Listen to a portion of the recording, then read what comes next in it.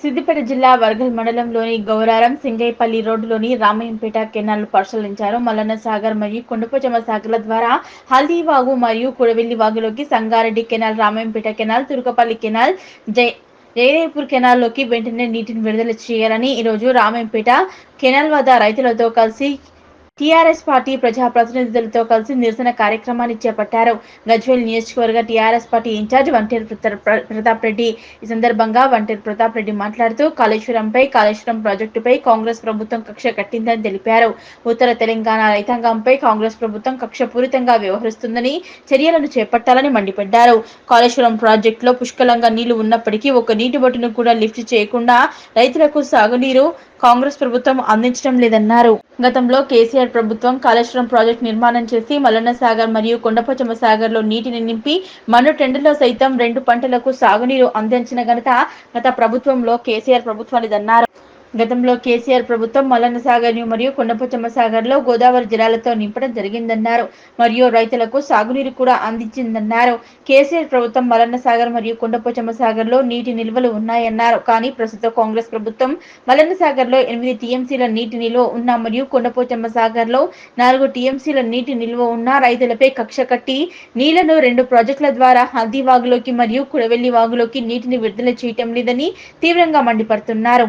ఈ 2 ప్రాజెక్టుల ద్వారా 20 లక్షల ఎకరాల వరకు సాగునీరును కేసీఆర్ అందించారన్నారు. 2 ప్రాజెక్టుల ద్వారా ఆయకట్టును పెంచారన్నారు. కానీ ప్రస్తుత కాంగ్రెస్ ప్రభుత్వం కక్ష సాధింపు చర్యలతో మల్లన్న సాగర్ మరియు కొండపోచమ్మ సాగర్ ప్రాజెక్టులు ఎడారిగా మారే అవకాశాలు ఉన్నాయన్నారు. కేసీఆర్ తాము ఇచ్చిన నీళ్లను తమ రైతాంగానికి ఇవ్వాలని టీఆర్ఎస్ పార్టీ తరఫున డిమాండ్ చేస్తున్నామన్నారు.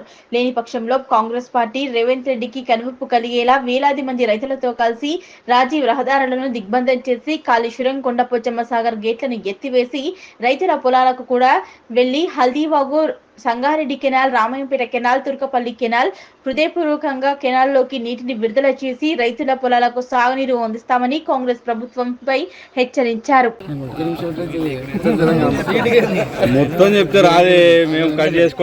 మల్లన్న సాగర్ రైతాంగం, కొండపోచమ్మ సాగర్ రైతాంగం మొగులకు ముఖం పెట్టి ఎదురు చూడాల్సినటువంటి పరిస్థితి వచ్చింది.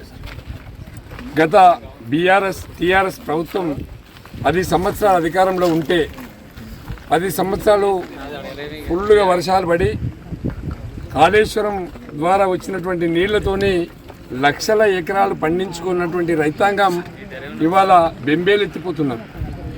మల్లన్న సాగర్లో 7 టీఎంసీల నీళ్లున్నాయి. కొండపోచమ్మ సాగర్లో 4 టీఎంసీలు ఉన్నాయి. 11 టీఎంసీల నీళ్లు గత ప్రభుత్వం కేసీఆర్ గారు ముఖ్యమంత్రిగా ఉన్నప్పుడు తెచ్చినటువంటి నీళ్లు. కాంగ్రెస్ ప్రభుత్వం ఏర్పడి 8 నెలలు అవుతుంది. 8 నెలల నుంచి కాళేశ్వరం నుంచి సుక్కా నీళ్లు కూడా లిఫ్ట్ చేయకపోవడం వల్ల ఇలా ప్రాజెక్టులు అన్నీ కూడా ఎండిపోయే పరిస్థితి వచ్చింది. ఇలా మల్లన్న సాగర్లో, ఇటు కొండపోచమ్మ సాగర్లో, అటు రంగనాయకుల సాగర్, అటు తోటపల్లి రిజర్వాయర్, అటు లోయర్ మానేర్, మిగ్ మానేర్, అది ఎల్లంపల్లి అయ్యర్ మానేర్, ఇవన్నీ కూడా ఉత్తర తెలంగాణలో ఉన్నటువంటి ప్రాజెక్టులన్నీ కూడా ఎడారులుగా మాడే ప్రమాదం ఏర్పడింది. అలా కాంగ్రెస్ ప్రభుత్వానికి, రేవంత్ రెడ్డి గారికి ఉత్తర తెలంగాణ అంటే కక్ష పట్టుకున్నట్లుగా ఉన్నది. ఈ ప్రాంత రైతుల్ని నట్టెట్ట ముంచే ప్రయత్నం చేస్తూ ఉన్నాడు. కాళేశ్వరం అంటేనే కక్ష పట్టుకొని రేవంత్ రెడ్డి గారు గత ప్రభుత్వాన్ని బదనాం చేయాలంటున్నాడు. ఇలా దేవాదులా ఉంది, దాని మీద ఎలాంటి ప్రాజెక్టు ఉంది? మేం కట్టినటువంటి సమ్మక్క సారక్క ఇవాళ ప్రాజెక్టు రెడీ అయింది. అది గతంలో సమ్మక్క సారక్క లేదు అక్కడ, అంటే ఫ్లడ్ వాటర్తో లిఫ్ట్ చేసేవాళ్ళం. ఇలా గోదావరి నిండా నీళ్లు పోతుంటే ఎందుకు లిఫ్ట్ ఇయ్యారు? గోదావరి నీళ్ళని తీసుకొచ్చి ఇన్ని ప్రాజెక్టులు నింపితే దాదాపుగా 18 లక్షల ఎకరాలకు నీళ్ళు వస్తాయి. మరి ఇలా కేసీఆర్ గారు చేసినటువంటి కాళేశ్వరం నిర్మాణాన్ని తప్పుదోవ పట్టించే ప్రయత్నం చేస్తూ ఉన్నారు. మీకు రైతుల మీద కక్ష ఎందుకు? కక్షలు ఉంటే ప్రభుత్వం పార్టీల మీద తీసుకోండి.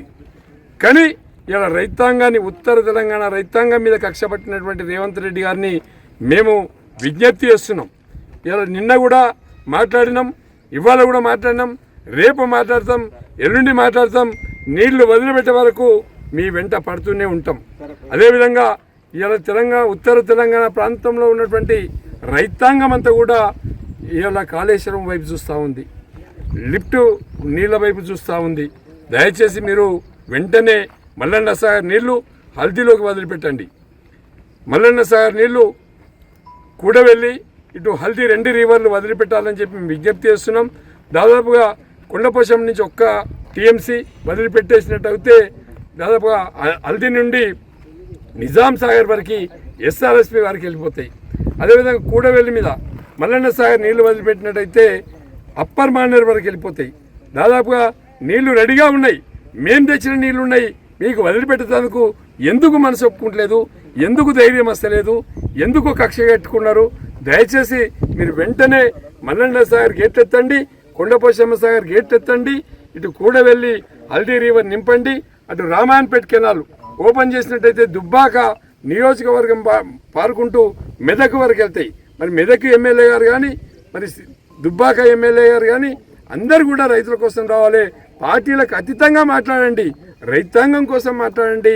ఇలా కొండపోశమ్మ సాగర్ కెనాల్ ఓపెన్ చేస్తే బస్వాపురం యాదాద్రి వరకు వెళ్తాయి, అటు తుర్కపల్లి వరకు వెళ్తాయి, ఇటు జగదేపురం కెనాల్ ఓపెన్ చేస్తే జగదేపురం మండల్ మొత్తం పారుతుంది. అదే రామాన్పేట కెనాల్ ఓపెన్ చేస్తే దుబ్బాక నియోజకవర్గం నిండా వస్తే నీళ్లు.